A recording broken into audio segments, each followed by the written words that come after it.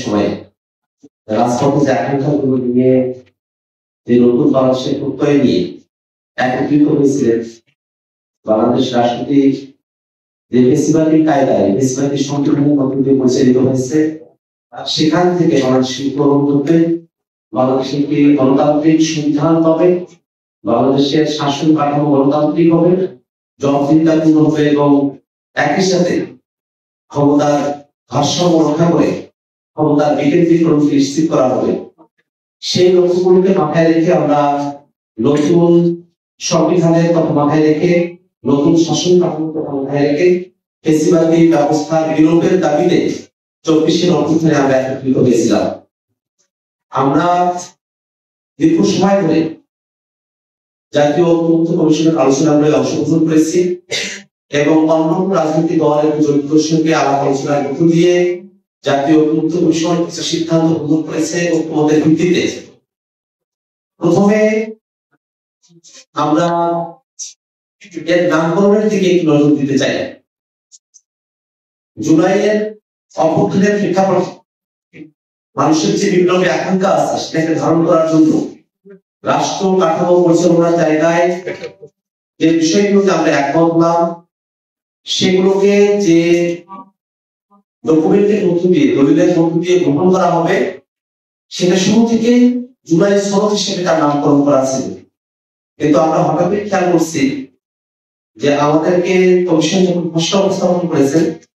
তখন জুলাই সনদকে জুলাই জাতীয় সনদ হিসেবে তারা চিহ্নিত করেছেন। আমরা মনে করি যে অভ্যুত্থানের প্রেক্ষাপটে বাংলাদেশের মানুষেরা নতুন রাষ্ট্র কাঠামোর কথা ভেবেছে, সেই ডকুমেন্ট তার শুরুর নাম জুলাই সনদ হিসেবে সেটাকে নামকরণ করা প্রয়োজন। জুলাই জাতীয় সনদ এই কথার মধ্য দিয়ে বাংলাদেশের মানুষের জুলাইয়ের যে আন্দোলন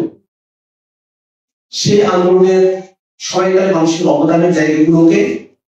তুলনামূলকভাবে দুর্বলভাবে উপস্থাপনের একটা বিষয়ের সঙ্গে যুক্ত রয়েছে। সব থেকে গুরুত্বপূর্ণ যে বিষয়টি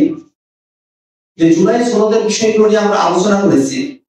কিন্তু এটা বাস্তবায়ন কিভাবে হবে সে বিষয়টা এখনো পর্যন্ত পরিষ্কার নয়। জুলাই সনদে আমরা এতগুলো বিষয় নিয়ে কথা বলেছি, রাষ্ট্রের মূলনীতি, সংবিধান সংশোধন থেকে শুরু করে নিয়ে সংসদের কাঠামো, উচ্চকক্ষ, নারী প্রতিনিধিত্ব, রাষ্ট্রপতির নির্বাচন, রাষ্ট্রপতির ক্ষমতা, রাষ্ট্রপতির ক্ষমা প্রদর্শনের বিধান, জরুরি অবস্থা, প্রধানমন্ত্রীর মেয়াদকাল, প্রধানমন্ত্রীর একাধিক পদে থাকা, সংসদীয় কমিটিগুলোতে